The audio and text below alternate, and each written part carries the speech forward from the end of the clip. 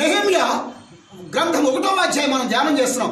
ఈ నెహెమ్యా గ్రంథం 1వ అధ్యాయం ధ్యానం చేసినప్పుడు ఈయన రాజుగారి దగ్గర గిన్నె అందించేవాడుగా ఒక కీలకమైనటువంటి పరిస్థితుల్లో ఉద్యోగంలో ఉన్నాడు.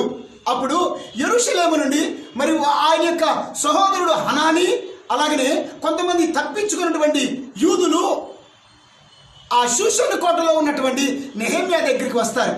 వచ్చినప్పుడు ఈ 11వ వాక్యంలో 5 విషయాలు ఉంటాయన్నమాట అండి. మొదటిది ఏమిటో చదువుతానమాట అండి. 2వ వచనము 1-2. నా సహోదరులలో హనానీ అను ఒకడును యూదులలో కొందరును వచ్చిరి చెరపట్టబడిన శేషంలో తప్పించుకున్న యూదులను గుర్చియో యెరూషలేమును గుర్చియో నేను వారిని అడుగగా వారు చెరపట్టబడిన వారిలో శేషించిన వారు ఆ దేశంలో బహుగా శ్రమను నిందను పొందుచున్నారు.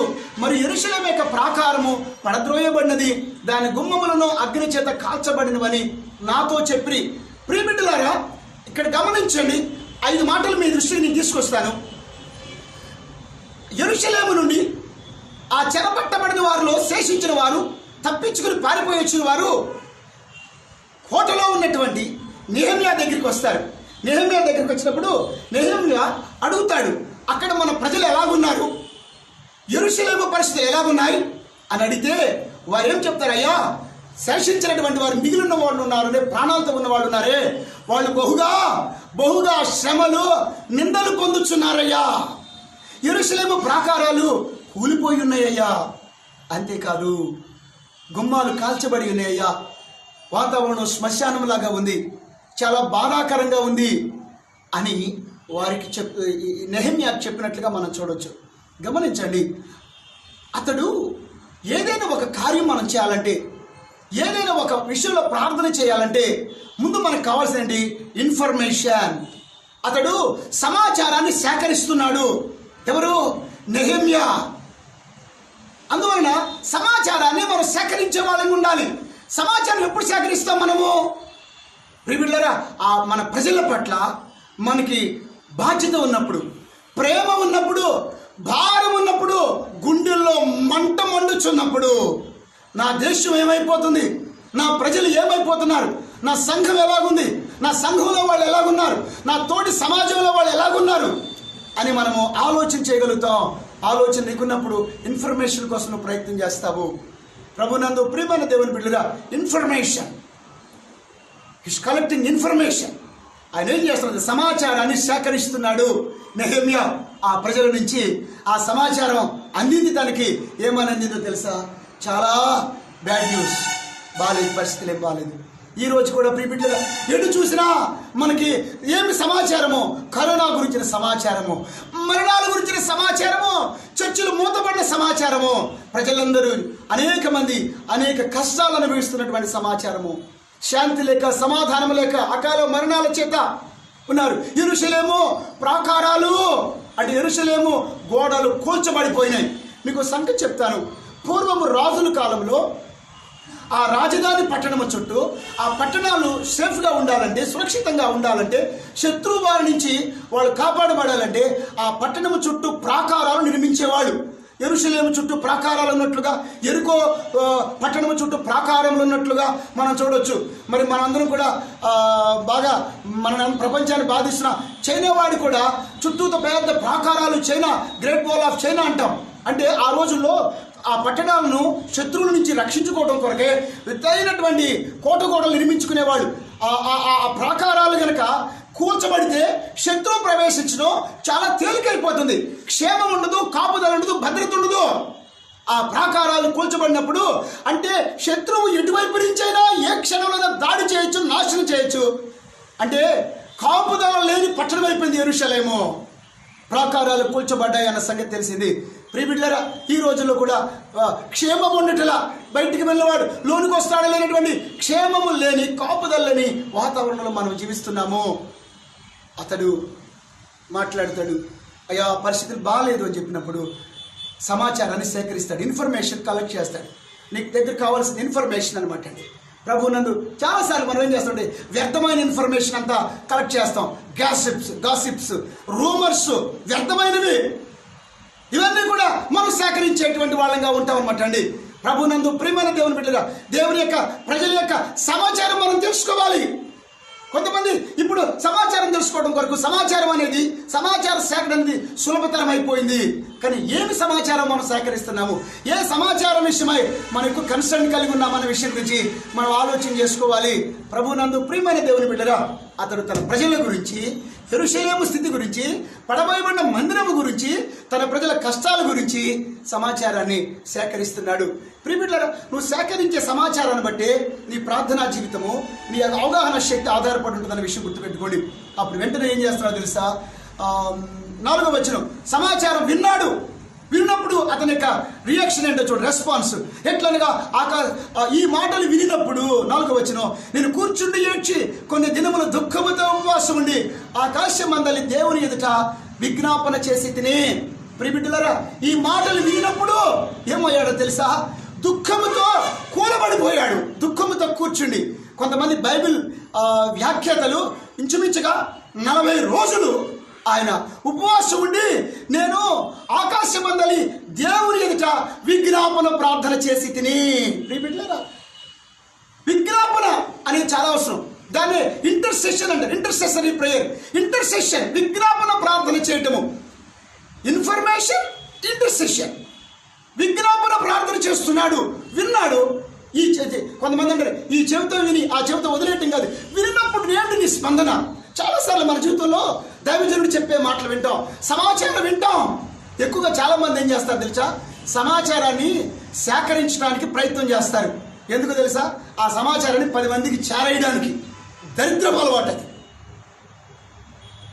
ఒక్కొక్కళ్ళు ఎవరి గురించైనా చెడ్డ సమాచారం వస్తే TV9 కంటే ఎక్కువగా ఇంకా ఎక్కువ వేగంగా బ్రేకింగ్ న్యూస్ ఇస్తారనమాట అండి. అక్కడ చెప్పడం.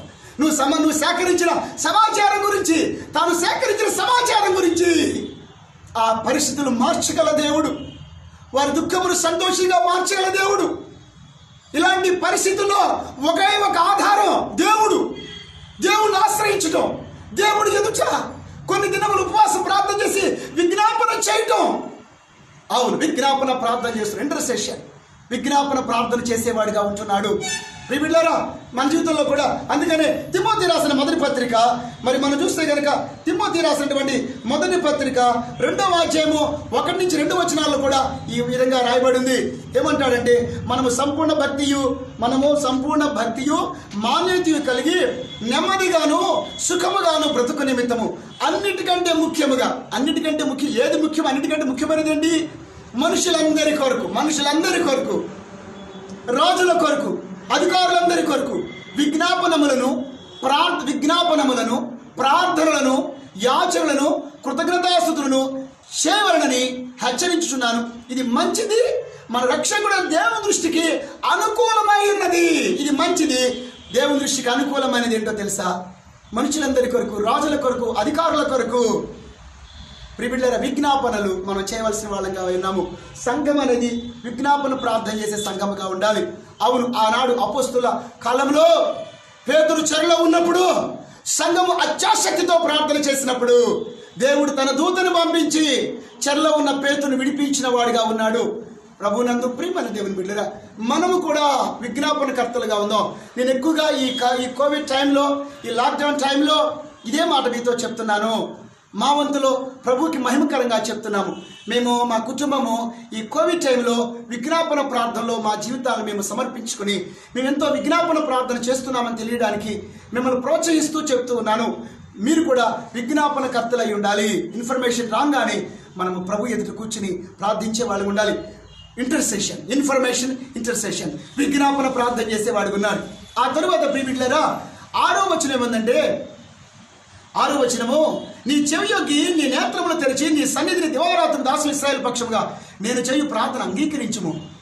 గమనించండి, 6వ వచనం సెకండ్ పోర్షన్లో ఉంటుందంటే, సెకండ్ పార్ట్లో, నీకు విరోధముగా పాపము చేసిన ఇశ్రాయేలుల కుమారుల దోషమును నేను ఒప్పుకొనుచున్నాను. నేనును నా తండ్రి ఇంటి వారును పాపము చేసి ఉన్నాము. నీదుట బహు అసహ్యముగా ప్రవర్తించితిమి. నీ సేవకుడైన మోషే చేత నీవు నిర్ణయించిన ఆజ్ఞలను, కట్టలను, విధులను మేము గైకొనకపోతిమి. ప్రియబిడ్డలారా, ఇక్కడ గమనించండి, నెహెమ్యా భక్తుడు ఏమి ప్రార్థిస్తున్నాడు? ఆయన ప్రార్థనలో విజ్ఞాపన. ఆ తరువాత ఇక్కడ చూస్తే, అయ్యా మా పితరులైనటువంటి మేమును అనగా ఇశ్రాయేలుము నీకు విరోధముగా పాపము చేసితిమి. ఏమంటాడు?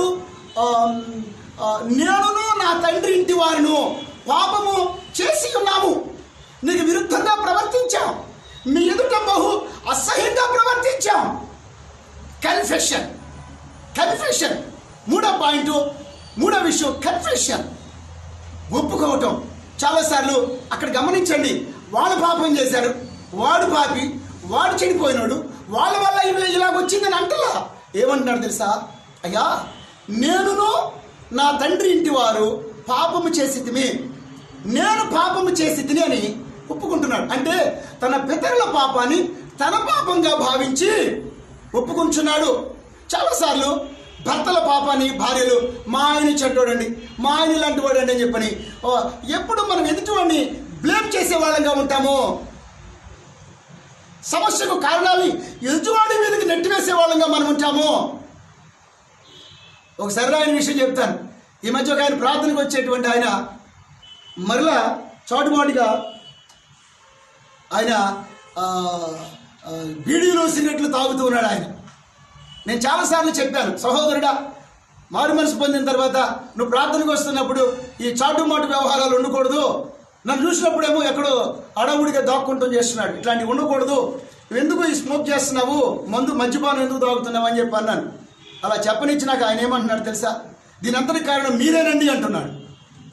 అదేమిటయ్యా, నువ్వు త్రాగడానికి సిగరెట్లు తాగడానికి కారణం నేను ఎలాగవుతానంటే మీరు నా కోసం గట్టిగా ప్రార్థన చేయట్లేదు, అందుకే నేను నా ప్రవర్తన మార్చుకోలేకపోతున్నాను అంటున్నాడు. అప్పుడు అతడు చెప్పింది నాకు కొంచెం ఇబ్బంది అనిపించినా కూడా ఇంటికి వచ్చి నాకు ఆలోచన చేశా, ఏమో ఆయన చెప్పింది నిజమేనేమో. ఆయన స్మోక్ చేస్తున్నాడని చెప్పని మనం సహజంగా చాలాసార్లు ఏం చేస్తామంటే ఎవరైనా పాపం చేసినప్పుడు మన జీవితంలో ఎప్పుడు మనం పాపం చేయనట్లు, వాడు ఒకటే ప్రపంచంలో భయంకరమైన పాపైనట్లు, ఇక అసలు మారడానికి ఏమాత్రం కూడా ఆస్కారం లేకుండా దేవుడు అన్ని అవకాశాలు ఇచ్చి వాడు వదిలేసినట్టు మనము వాడిని ఒక చెడ్డ దృష్టితో చూస్తాం మనం కదా. అంతేకాకుండా మనం ఏం చేస్తాము, అవునండి వాళ్ళకి కష్టాలు రావడానికి కారణం వాళ్ళు అదేనండి, వాళ్ళు మంచిగా ఉంటే కనుక ఇది వచ్చేదా అంటాను తప్పించి ఆ శ్రమకు నా పాత్ర ఏమిటి, నేను ఎంతవరకు ప్రార్థన చేశాను, నేను ఎంతవరకు విజ్ఞాపనకర్తగా ఉన్నాను, నేను ఎంతవరకు నా పాపాన్ని ఒప్పుకున్నాను, వారి భారం నేను భరించాను అనేటువంటి స్థితిలో ఆత్మ పరిశీలన చేసుకునే వాళ్ళంగా ఉండవు. ప్రియబిడ్డలారా, ఎదుటి వాళ్ళని నిందించే స్థితిలో నుంచి, ఎదుటివాడి యొక్క పాపాన్ని మనము పాయింట్అవుట్ చేసే స్థితిలో నుంచి నెహెమ్యా నేను నా తండ్రి ఇంటి వారు పాపము చేసి బేషరతుగా మన పాపాలు మనం ఒప్పుకుందాము. ప్రియబిడ్డలారా, మన పాపాలు మనం ఒప్పుకుందాము. అది మనము ఈ మానవాతీతులుగా ప్రవర్తించకూడదు. It is our responsibility to confess our sins, confess my sins. నీ పాపాన్ని నువ్వు ఒప్పుకో. అలాగనే మనము దేవుని ఎదుట ఎక్కడైతే అసహ్యంగా ప్రవర్తించామో ఆయన ఆజ్ఞలు, మోషేకి దేవుడిచ్చిన ఆజ్ఞలు వినకుండా బైబిల్ ఏం చెప్తుంది తెలుసా? ఆజ్ఞాతిక్రమమే పాపము, ఆజ్ఞాతిక్రమమే పాపము. చాలాసార్లు ఏమంటారు తెలుసా? పాపం అంటే వ్యభిచారము చేయటము, పాపం అంటే దొంగతనము చేయటము, హత్య చేయటము, చెడు ఆ వ్యసనాలకి గురి కావటమే పాపం అనుకుంటారు. కానీ బైబిల్ చక్కటి డెఫినేషన్ ఇచ్చింది, ఆజ్ఞాతిక్రమమే పాపము. ప్రభునందు ప్రియమైన దేవుని బిడ్డగా నీ జీవితంలో నీ జీవితం ఎక్కడ దేవుని ఆజ్ఞకు అనుగుణంగా కొనసాగట్లేదు, నువ్వు పాపం చేసినట్లు దేవుని దృష్టిలో అది నీకు కరెక్ట్గా అనిపించవచ్చు, సమాజానికి అదేముందిలేండి అనిపించవచ్చు. బట్ మన జీవితాన్ని పరిశీలన చేసుకోవాల్సింది బైబిల్. మన పాపాన్ని మనము ఒప్పుకుంటాం. కన్ఫెషన్ చాలా ఇంపార్టెంట్. ఈ రోజున దేవుణ్ణి ఆరాధించడానికి, దేవుడి వాక్యం వినడానికి మీరందరూ కూడా ఇలాగ ఉన్నారు కదా. అలాంటి ఉన్న పరిస్థితుల్లో ఈ ప్రశస్త సమయమందు మన బిడ్డల విషయంలో, మన బిడ్డల శ్రమలకు, మన బిడ్డల యొక్క ఫెయిల్యూర్స్, మన బిడ్డల కష్టాలకి, మన జీవితంలో ఎదుర్కొన్న శ్రమలకు, ప్రస్తుతం ఈ కోవిడ్ ఆవరించిన సమాజంలో నీ వంతు బాధ్యతను నిర్వర్తించుకున్నావా? మన మిస్టేక్స్ ఏంటి, మన పాపాలేంటి, దేవుని దగ్గర మనం కన్ఫెస్ అవుతాం, ఒప్పుకుంటాం. కన్ఫెషన్ మొదటిది. ఇన్ఫర్మేషన్, రెండోది ఇంటర్సెషన్, మూడోది కన్ఫెషన్గా మనం చూడవచ్చు. ఆ తర్వాత ప్రభునందు ప్రియమైన దేవుని బిడ్డలారా, నాలుగవ విషయం మనం చూస్తే కనుక ఇక్కడ గమనించండి. 9వ వచనం మీతో నేను చెప్తాను. 9వ వచనం, అయితే మీరు నా వైపు తిరిగి నా ఆజ్ఞలను, ప్రభునందు ప్రియమైన దేవుని బిడ్డలారా, ఇక్కడ 8వ వచనం మీతో నేను చెప్తాను. 8వ వచనం నుంచి 9వ వచనం వరకు, నీ సేవకుడు మోషేతో నీవు సెలవిచ్చిన మాట జ్ఞాపకము తెచ్చుకునము. అదేదనగా, మీరు అపరాధము చేసిన యెడల జనులలోనికి మేము చెదరగొట్టుదును. అయితే మీరు నా వైపు తిరిగి నా ఆజ్ఞను అనుసరించి నడిచిన యెడల భూదిగంతముల వరకు మీరు తోలివేయబడినను అక్కడ నుండి మీ సహాయమును గూర్చి నీ నామము ఉచ్చరి ఉంచుటకు నేను ఏర్పరిచిన స్థలమునకు మిమ్మల్ని రప్పించదనని నీవు సెలవిచ్చితివి కదా. ఎంత మంచి మాట చెప్పండి. ప్రభువారు ఇక్కడ గమనించండి, నిజంగా చాలా విషయాలు ఈ 1వ అధ్యాయంలో నేర్చుకోవచ్చు మనం. దేవుని దగ్గర ఎంత చక్కటి సంభాషణ, ఎంత అర్థవంతంగా, ఎంత ఎఫెక్టివ్గా ఆయన తన మనస్సుని దేవుని ఎదుట కృమరిస్తున్నట్లుగా మనం చూడవచ్చు. నీ సేవకుడిని మోషేతో నీవు సెలవిచ్చిన మాటను జ్ఞాపకము తెచ్చుకొను. ఏమంటున్నాడు తెలుసా? అయ్యా, నీ సేవకుడైన మోషేకి నువ్వు సెలవిచ్చిన మాటను జ్ఞాపకము తెచ్చుకో. అదేమిటంటే, నీ ఎదుట అపరాధులు అయినప్పుడు మమ్ములను ఆయా దేశాల్లోనికి చెదరగొడతానన్నావు. అదే సందర్భంలో మళ్ళా మా చెడు మార్గాలు విడిచిపెట్టి నీ తట్టు తిరిగితే మేము భూదిగంతాల వరకు తోలివేయబడినా మమ్మల్ని విడిపిస్తావు, మమ్మల్ని లేవనెత్తుతావని నువ్వు వాగ్దానం చేసావు కదా. ఎంత అద్భుతమైనటువంటి శక్తివంతమైన మాట ఉందో కదా ఇది. ప్రభునందు ప్రియమైన, అంటే 4వ విషయం ఏంటంటే, మనం ఏం చేయాలో తెలుసా? దేవుని వాగ్దానాలను మనము జ్ఞాపకం చేసుకోవాలి. దేవుడు మనకిచ్చిన ఆస్తి ఏంటో తెలుసా? దేవుడు మనకిచ్చిన ఆధారం ఏంటో తెలుసా? దేవుడు దగ్గర నిలబడటానికి మనకున్న బేస్ ఏంటో తెలుసా? దేవుడి వాగ్దానాలు. ప్రభునందు ప్రియమైన దేవుని బిడ్డలారా, దేవా, నువ్వు మోషేతో సెలవిచ్చావు కదా. ఏమని సెలవిచ్చావు? తప్పు చేస్తే శ్రమకు అప్పగిస్తానన్నావు. మారు మనసు పొంది నీ తట్టు తిరిగితే ఎంత గొప్ప మాట ఉందో తెలుసా? ఇక్కడ ఆ మాట చాలా ఆదరణ కలిగించింది. ప్రభునందు ప్రియమైన, మీరు 9వ వచనం అండర్లైన్ చేసుకోండి. మీరు నా వైపు తిరిగి నాకును అనుసరించి నడిచిన భూ దిగంతముల వరకు మీరు తోలివేయబడినను అక్కడ నుండి సహాయమును సమకూర్చి నా నామమును ఉంచుటకు నేను ఏర్పరిచిన స్థలమును మిమ్మల్ని రప్పించి సెలవిచ్చింది కదా. ప్రియబిడ్డలారా, ఈ రోజున నీవు భూ దిగంతములలో దిగిపోయావేమో, అగాధం లోయలో కూరుకుపోయావేమో, నైంకాని వ్యాధిలో నువ్వు కృంగిపోతున్నావేమో, నీవు పరిష్కరించుకోవాలని సమస్యలలో ఉండిపోయాలనుకుంటున్నావేమో. కానీ ఒక్క నిర్ణయం, ఆ నిర్ణయం ఏంటో తెలుసా? నువ్వు దేవుని వైపు తిరిగితే, if U turn to God, నీ యొక్క అవిధేయ మార్గాలు విడిచిపెట్టి ఈ ఉదయకాలం మందు ఈ వాక్యం వింటున్న నీవు దేవుని వైపు తిరిగితే భూ దిగంతాల వరకు త్రోలివేయబడినా, దేవుని విడిచిపెట్టి నువ్వు ఎంత దూరం వెళ్ళిపోయినా, ఎన్ని కష్టాల్లో నువ్వు కృంగిపోయినా, ఎన్ని శ్రమలలో నువ్వు దిగజారిపోయినా, ఇది అసాధ్యము అని నీకు అనిపించవచ్చు. ఏ స్థితిలో నుండి అయినా దేవుడిని విడిపించగల దేవుడు, అద్భుతాలు చేయగల దేవుడు, మరలా నీ పట్ల అనుకున్న ప్రణాళిక నెరవేర్చడానికి నువ్వు ఎక్కడ పడ్డావో అక్కడే లేవనెత్తే దేవుడు ఆయన.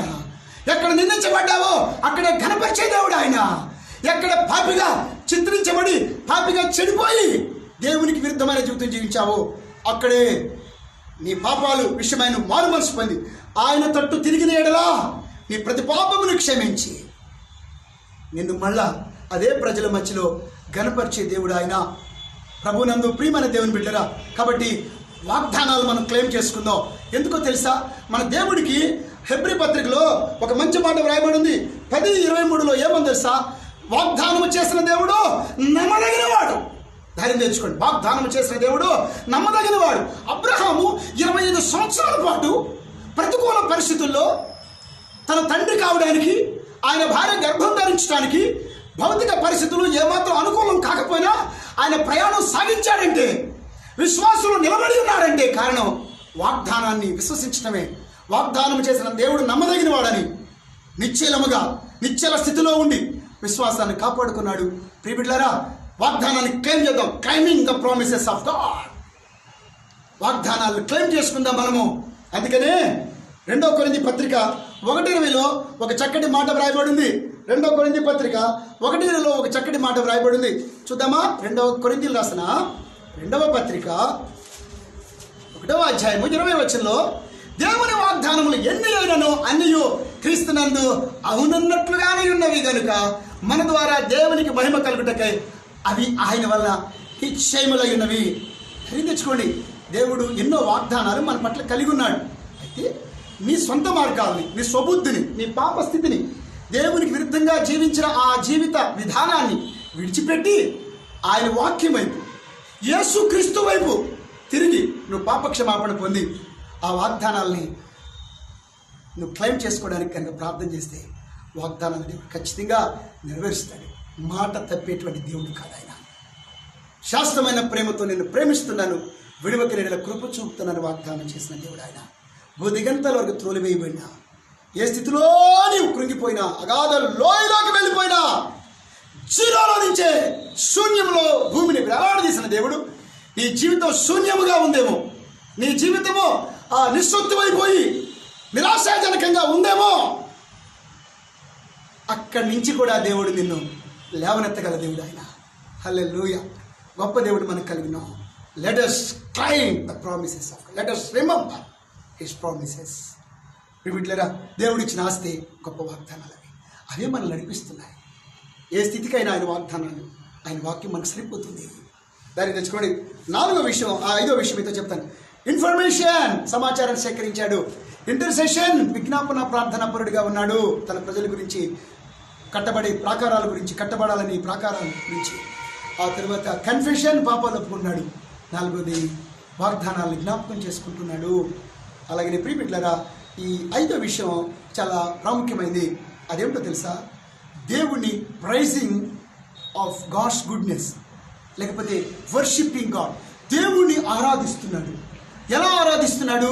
నీ ప్రార్థనలో నువ్వు మోకరిల్లు ప్రతిసారి కూడా దేవుడు గొప్పతనాన్ని కీర్తించే బిడ్డగా, దేవుడు గొప్పతనాన్ని ఆరాధించే బిడ్డగానే ఉండాలని దేవుని యొక్క వాక్యం సెలవిస్తుంది అనమాట అండి. ఏమని మాట్లాడుతున్నాడు చూడండి, చక్కగా అడ్రస్ చేస్తున్నాడు. అతను ఆరాధిస్తున్నాడు. 5వ వచనం, ఆకాశమందున్న దేవా యెహోవా, భయంకరుడు అయిన గొప్ప దేవా, God of heavens, you are great and you are awesome God. ఆకాశమందున్న దేవుడు. ఎక్కడున్న దేవుడు? ఆకాశమందున్న దేవుడు, భయంకరుడైన దేవుడు, గొప్ప దేవుడు. ప్రియమిత్రులారా, ఆ తర్వాత ఇంకో మాట అంటాడు 5వ వచనంలో, ఆకాశమందున్న నా దేవా, ఆకాశమందున్న దేవ యెహోవా, భయంకరుడైన గొప్ప దేవా, నిన్ను ప్రేమించి నీ ఆజ్ఞను అనుసరించి నడిచిన వారిని కటాక్షించి వారితో నిబంధనను స్థిరపరచువాడా. ఎస్, ఆకాశమందున్న దేవుడు, గొప్ప దేవుడు. ఎలాంటి దేవుడు తెలుసా? ఆయనను ప్రేమించి ఆయన ఆజ్ఞను గైకొంటే, అంటే ఆయన ఆజ్ఞను గైకొట్టమే ఆయన ప్రేమించడం. ఆయన ఆజ్ఞలు గైకుని ఆయన ప్రేమిస్తూ నీ జీవితం కొనసాగిస్తే నీతో ఆయన చేసిన నిబంధన స్థిరపరిచేది దేవుడు. మీకు సంగతి చెప్పమంటారా? దేవుడు అబ్రహాముతో చేసిన నిబంధన స్థిరపరిచాడు. ఆ తర్వాత ప్రియమిత్రులారా, మరి మనం చూస్తే కనుక దేవుడు దావీదుతో చేసిన నిబంధనను స్థిరపరిచాడు. దావీదుతో చేసిన నిబంధనను స్థిరపరచడానికి యేసుక్రీస్తు దావీదు వంశంలో పుట్టాడు. తన నిబంధన స్థిరపరిచేటువంటి దేవుడు. మీకు మాట చెప్పమంటారా? మనమందరం కూడా నిబంధన జనులం. మనమందరం కూడా యేసు రక్తములో కడగబడిన మనమందరం కూడా యేసుక్రీస్తు చేత పాపక్షమాపణ పొంది ఆయన అమూల్య రక్తములో కడగబడి మనమందరము నిబంధన జనులము. అయితే దేవుడు ఎప్పుడు తన నిబంధనలు నిలిచే దేవుడు. ఆయన నిబంధన ఏమిటో తెలుసా? నేను హెబ్రీ పత్రికలో, ఇప్పుడు మనందరం కూడా కొత్త నిబంధనలో ఉన్నాము. తన నిబంధన స్థిరపరిచేటువంటి దేవుడిగా ఉన్నాడు. హెబ్రీ పత్రికలో ప్రియమిత్రులారా ఏమని వ్రాయబడిందంటే 8వ అధ్యాయము 8వ వచనంలో ఏముందంటే, హెబ్రీ 8:8, ప్రభు ఇట్లనను, ఇదిగో ఒక కాలం వచ్చినది, అప్పటిలో ఇశ్రాయేలు ఇంటి వారితోనూ యూదా ఇంటి వారితోనూ నేను క్రొత్త నిబంధన చేయుదును. దేవుడు క్రొత్త నిబంధన చేసి ఉన్నాడు. అదేమిటో తెలుసా? నేను చేయబోవు నిబంధన ఏదనగా, వారి మనసులో నా ధర్మ విధులను ఉంచేదను, వారి హృదయముల మీద వాటిని వ్రాయుదును, నేను వారికి దేవుడినయ్యుందును, వారు నాకు ప్రజలయ్యుందురు. దేవుడి నిబంధన, నేను వారికి దేవుడినయ్యుందును, వారు నాకు ప్రజలయ్యుందురు. తర్వాత ఏమంటాడు? నేను వారి దోషముల విషయమై దయ కలిగి నేను వారి పాపములను ఎన్నడూ జ్ఞాపకం చేసుకునని ప్రభువు సెలవిచ్చుచున్నాడు. ఆయన మనతో నిబంధన చేశాడు, నేను మీకు దేవుడినై ఉంటాను. ఇంకా చెప్పాలంటే కనుక 2 కొరింథీ పత్రిక 6వ అధ్యాయంలో కూడా ఒక మాట చెప్పబడింది. ఏమంటాడు? నేను వారిలో నివసించి సంచరించును, నేను వారి దేవుడినై ఉందును, వారు నా ప్రజలై ఉందురు, మీకు తండ్రినై ఉందును, మీరు నా కుమారులను కుమార్తెలనై ఉందురు. It's God's covenant. ప్రియబిడ్డలారా, మనము త్రాగుచున్నది నిబంధన రక్తము. అయితే తన నిబంధనను ఎప్పుడు స్థిరపరిచే దేవుడు, తన నిబంధనలో నిలిచేటువంటి దేవుడు. ఆయన నోవహుతో చేసిన నిబంధన, అబ్రహాముతో చేసిన నిబంధన, దావీదుతో చేసిన నిబంధన, యేసు క్రీస్తు నీతో చేసిన నాతో చేసిన నిబంధనను ఆయన స్థిరపరుస్తూ ఎల్లప్పుడూ ఆయన మనతో ఉంటున్నాడు. మన పాపాలు క్షమించి ఉన్నాడు, మనకు ఆయన ఉచితముగా రక్షణ అనుగ్రహించినాడు. అయితే ఇక్కడ ప్రశ్న ఏంటంటే, ఆయన ఆరాధించడం కొరకు నాతో నిబంధన చేసి నీ నిబంధన నా ఎడల స్థిరపరిచే దేవుడిగా ఉన్నావు తండ్రి అని ఆరాధించే ముందు మరి దేవుడితో నువ్వు చేసుకున్న నిబంధన నువ్వు ఎన్నిసార్లు మీరిపోయావు జ్ఞాపనించండి. ప్రియబిడ్డలారా, కరోనా టైంలో కూడా చాలామంది పెళ్ళిళ్ళు చేసుకుంటున్నారు. వాళ్ళు ఏం ఆపలేం, పెళ్లి చేసుకోవాలనుకున్నవాడిని కాదని ఏముంది. అయితే పెళ్ళప్పుడు ప్రమాణాలు చేస్తాం. ప్రతి పురుషుడు ప్రతి స్త్రీతో ప్రమాణం చేస్తారు. అదేమిటి తెలుసా? కలిమి ఎందును లేమి ఎందును, వ్యాధి ఎందును ఆరోగ్యం ఎందును, మేలు ఎందును కీడు ఎందును నిన్ను ప్రేమించి సంరక్షించుదునని, నీకు భర్తనై ఉందునని లేకపోతే భార్య ఉందని ప్రమాణం చేయించున్నాను అని నిబంధన చేస్తాం, ప్రమాణం చేస్తాం. మరి మనము దేవునితో చేసే నిబంధన, దేవా ఏ స్థితిలోనైనా నేను నీకు నమ్మకంగా జీవిస్తాను ప్రభువా, నిన్ను విడిచిపెట్టను, నీ వాక్యాన్ని విడిచిపెట్టనని మన దేవుని దగ్గర నిబంధన చేసుకోవాలి కదా. చూడండి, యోసేపు దేవునికి ఇచ్చిన నిబంధనలో దేవుని వాక్యాన్ని విడిచిపెట్టాడా చెప్పండి? ఏ స్థితిలోనైనా విడిచిపెట్టలా. దానియేలు విడిచిపెట్టాడా చెప్పండి? సింహాల గుహలో వేయబడిన, షడ్రకు మెషికి అభిజ్ఞకులు అగ్నిగుండంలో వేయబడిన ఏ విషయంలో కూడా నిబంధన స్థిరపరచుకున్నారు. అందుకే బైబిల్ ఏం చెప్తుంది తెలుసా? మన మాట అవునంటే అవును, కాదంటే కాదన్నట్లుగా ఉండాలి. దేవుడిలో ఉన్న అద్భుతమైన లక్షణం ఏంటో తెలుసా? తనను ప్రేమించే వారి ఎడల తన నిబంధన స్థిరపరిచే దేవుడు, ఆకాశమందున్న దేవుడు, గొప్ప దేవుడు. ఆ తర్వాత ప్రియబిడ్డలారా, ఆయన ప్రజలను కటాక్షించే దేవుడు, నిబంధనను స్థిరపరిచే దేవుడు. మన పాపాలు విడిచి ఆయన తట్టు తిరిగినప్పుడు భూదిగంతాల నుంచి అగాధ లోయల నుండి మనను లేవనెత్తి మనం ఉండాల్సిన స్థితిలో, ఆయన చిత్త ప్రకారమైన స్థితిలో మన నుంచి మనం ఆశ్రయించినటువంటి దేవుడు మనము ఈ రోజున ఆరాధించేటువంటి దేవుడిగా ఉన్నాడు. ఇంకొక మాట నేను చెప్పి క్లోజ్ చేస్తాను. కాబట్టి ఈ యొక్క మీరు ఖాళీగా ఉన్నప్పుడు ఈ నెహెమ్యా గ్రంథం 1వ అధ్యాయం అంతా కూడా మరొకసారి మీరు ధ్యానం చేసుకుని దేవుళ్ళలో ఉన్నటువంటి గొప్ప లక్షణాలను మీరు గ్రహించాలని నేను మిమ్మల్ని రిక్వెస్ట్ చేస్తున్నాను.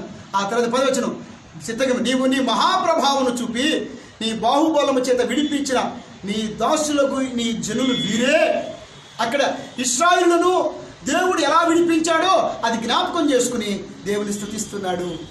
అవును, నీ బాహుబలము చేత, నీ ప్రభావము చేత, అవును దేవుని బాహుబలము చేత, దేవుని కృప చేత మన పాపాల నుండి, మన కష్టాల నుండి, మన చెరల నుంచి మనం విడిపించిన దేవుడు, మనం విమోచించిన దేవుడు.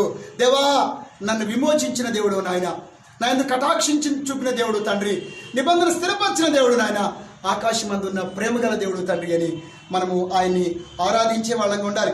ఇలాగా మీకు ఒక సంగతి చెప్తాను. ఇలా 40 రోజులు నెహెమ్యా ప్రార్థన చేశాడు. 52 రోజులు ఈలోపు రాజుగారి మనస్సుని దేవుడు అనుకూలంగా మార్చాడు. రాజుగారి పర్మిషన్ ఇస్తాడు. రాజుగారు పర్మిషన్ ఇచ్చి నెహెమ్యాని నీ యొక్క యెరూషలేము పట్టణానికి వెళ్ళు, ప్రాకారాలు పునర్నిర్మాణం చేయడానికి, కాల్చబడిన గుమ్మను తిరిగి నిర్మించుటకు, ఆ పట్టణాన్ని మళ్ళా పునఃస్థాపితం చేయడానికి కొరకై నెహెమ్యాని బలపరిచిన దేవుడు. అనేక మంది శత్రువుల మధ్యలో, విరోధుల మధ్యలో నెహెమ్యాని బలపరిచి రాజుల హృదయాలను సైతము నెహెమ్యాకు అనుకూలంగా మార్చిన దేవుడు. యెరూషలేము పట్టణానికి నెహెమ్యాను ఒక ఆశీర్వాదకరంగా మార్చిన దేవుడు. కూల్చబడిన గుమ్మాలను, కూల్చబడిన గోడలను తిరిగి నెహెమ్యా ద్వారా కట్టించిన దేవుడు నీ ద్వారా అనేక మందిని ఆశ్రయించాలని అనుకుంటున్నాడు. యెరూషలేము పట్టణానికి, యూదా ప్రజలందరికీ నెహెమ్యా ఒక ఆశీర్వాదకర వ్యక్తిగా మారిపోయాడు. ప్రభువునందు ప్రియమైన దేవుని బిడ్డగా నిన్ను కూడా దేవుడు నెహెమ్యా లాగా నిలబెట్టాలనుకున్నాడు. మరి భద్రత లేని, సెక్యూరిటీ లేని, క్షేమము లేని, రక్షణ లేని, నశించిపోతున్న ఈ ప్రజల మధ్యలో నిన్ను ఒక నెహెమ్యా లాగా దేవుడు నిలబెట్టాలనుకుంటున్నాడు. గమనించండి ప్రభువునందు ప్రియమైన దేవుని బిడ్డలారా, నేను ఒక మాట చెప్తాను అన్నమాట అండి. అక్కడ ఈ మధ్య నేను అక్కడ గమనించండి, దేవుడు ఒక గొప్ప కార్యం నీ ద్వారా జరిగించాలంటే ఆ ముందు నీలో దైవ కార్యం జరగాలి, నీలో పరిశుద్ధాత్మీయ కార్యం జరగాలి. అందుకని any great work of God begins with God doing a great work in somebody. అంటే దేవుడు ఒక అద్భుతమైన కార్యం చేయాలంటే ఆ అద్భుతమైన కార్యము ముందు ఒక వ్యక్తిలో దేవుడు ప్రారంభిస్తాడు. కాబట్టి నీ ద్వారా దేవుడు ఒక అద్భుతమైన పరిచయం జరిగించాలనుకున్నాడు, నేను అనేకులకు ఆశీర్వాదకరంగా మార్చాలనుకున్నాడు నెహెమ్యా వలె. గమనించండి, అద్భుతమైన చెప్పమంటారా? ఈ విషయం మీకు చెప్పి క్లోజ్ చేస్తాను.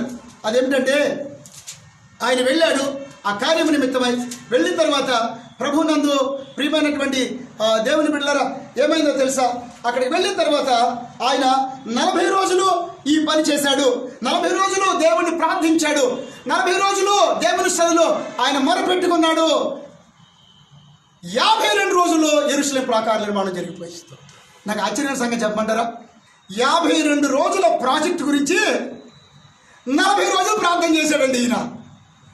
అంటే పనికి ఎంత ప్రాముఖ్యత ఇచ్చాడో ప్రార్థనకు అంతే ప్రాముఖ్యత ఇచ్చాడు. ఈయన పని పాట లేనోడా? ఈయన ఒక గొప్ప అధికారి, హయ్యర్ అఫీషియల్.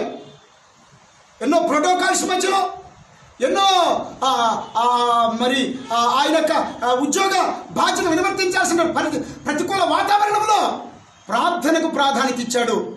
తన బాధ్యత నిర్వర్తించలేదు ఆయన. ప్రభువునందు ప్రియమైన నువ్వు ఏ స్థితిలో ఉన్నా నువ్వు పనికి ఎంత ప్రాధాన్యత ఇస్తావో ప్రార్థన కూడా అంతే ప్రాధాన్యత ఇవ్వాలి. నువ్వు అధికారి కావచ్చు, నువ్వు సేవకుడు కావచ్చు, సాధారణ విశ్వాసం కావచ్చు. ప్రియమిట్లరా, నెహెమ్యా జీవితం మన జీవితానికి గొప్ప ఉదాహరణ. మన జీవితం అందరూ కూడా నెహెమ్యా వల్ల మనందరూ కూడా ధైర్యం తెచ్చుకుని నెహెమ్యా లాంటి విజ్ఞాపనకర్తలం అవుదాం, నెహెమ్యా లాంటి ఆరాధకులం అవుదాం. నెహెమ్యా లాగా కూర్చోబడిన ప్రాకారాల్ని ప్రార్థనతో తిరిగి కట్టేవాళ్ళంగా, కూలిపోయినటువంటి చెడిపోయిన జీవితాలు బాగు చేసేవారంగా. ఈ రోజు అనేక కుటుంబాలు కూలిపోతున్నాయి. ఫ్యామిలీ కోర్టులు ఎక్కువైపోయినాయి, విడాకులు ఎక్కువైపోయినాయి, చెడిపోయిన జీవితాలు ఎక్కువైపోయినాయి. యవనస్తులు కూలిపోతున్నారు. అపవాది కూల్చివేస్తున్నాడు. పోర్నోగ్రఫీ, వ్యభిచారము, త్రాగుడు, మద్యపానము, అనేక జీవితాలు కూలిపోతున్నాయి. అనేక వ్యక్తులు కాల్చబడుతున్నారు. ఈ పరిస్థితుల్లో నెహెమ్యాలాగా నిలబడాల్సినటువంటి సమయం వచ్చింది. నిలబడదామా? నిలబడాలనుకుంటే కనుక ఈ మధ్యాహ్నం వేళ ఒక తీర్మానం చేసుకుంటావా నువ్వు? ప్రియమిత్రులారా, అలాగనే నువ్వు యగాద లోయలో కూలిపోయావో, దేవుని చిత్రం నుంచి ఎంత దూరం వెళ్ళిపోయావో, ఏ అసాధ్యమైన సమస్య నుంచి బయటపడటం కొరకే సతమతమైపోతున్నావు. ఈ రోజున నీవున్న స్థితిలో నుంచి దేవుని వైపు తిరగడానికి ఒక చిన్న తీర్మానం చేసుకుని, ప్రభా నా పాపాన్ని క్షమించు, నేను నా జీవితాన్ని నీ వైపు తిప్పుకుంటాను ప్రభా అని ఒక చిన్న ప్రార్థన చేసుకుంటే ఇదే దేవుని వైపు తిరగడానికి ఒక మంచి సమయం. ఇదే మీకు అనుకూలమైన సమయం. ఏ స్థితిలో ఉన్నా ఒక్క నిర్ణయం నీ జీవితాన్ని మార్చేస్తుంది. అది యేసు వైపు నీ జీవితం తిప్పుకో, దేవునికి జీవితాన్ని సమర్పించుకో.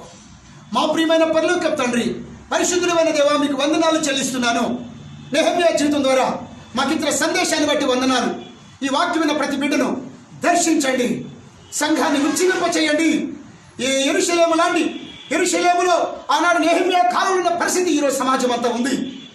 సమాజంలో ఎన్నో దుర్వార్తలు వినుచున్నాము, ఎన్నో మరణ వార్తలు వినుచున్నాము. అలజడి, అశాంతి, పాపము నిండిన లోకంలో యవనస్తుల జీవితాలు కూల్చబడుతున్న జీవితంలో సమాజంలో మేము జీవిస్తున్నాము. ఇలాంటి పరిస్థితులలో నెహెమ్యా లాంటి విజ్ఞాపనకర్తలుగా, నెహెమ్యాలాగా ప్రార్థించేవారుగా, నెహెమ్యాలాగా పట్టుదల కలిగి పనిచేసేవారంగా మమ్మల్ని సిద్ధపరచండి. అలాగే ఎవరైతే ఈ వాక్యం వింటున్నవారు తమ పాపాన్ని విడిచిపెట్టి తమ చెరలకు, తమ శ్రమలకు, తమ నిందలకు మా అవిధేయతలకు కారణమని ఎవరైతే రియలైజ్ అయ్యారో, మారు మనసు పొందారో, తమ పాపాన్ని ఒప్పుకున్నారు, నీ తట్టు తిరగాలని ఒక డెసిషన్ తీసుకున్నారు, వారందరినీ కూడా బలపరిచి వారెంత దూరం వెళ్ళినా, ఏ స్థితిలో మునిగిపోయినా, ఏ కష్టంలో కృంగిపోయినా లేవనెత్తి వాళ్ళ జీవితాన్ని పునఃస్థాపితం చేసి అనేకులకు ఆశీర్వాదకరమైన జనాంగంగా వారి జీవితాలను మార్చండి, కటాక్షించండి, వారిని ఆదరించండి. అట్టి సహోదరి సహోదరులు యేసు ప్రభు నామములో ప్రార్థన చేసిన తండ్రి, ఆమేన్. మరొకసారి శుభములు చెప్తూ జిఎఫ్సి సురేష్ బాబు అనేటువంటి యూట్యూబ్ ఛానల్కి సబ్స్క్రైబ్ చేయాల్సిందిగా రిక్వెస్ట్ చేస్తున్నాను. మీరు సబ్స్క్రైబ్ చేస్తే మీ ఫ్రెండ్స్తో కూడా సబ్స్క్రైబ్ చేయించండి. అనేకులకు ఆశీర్వాదాన్ని మీరు ఇచ్చిన వారు కాగలుగుతారు. Thank you. God bless you.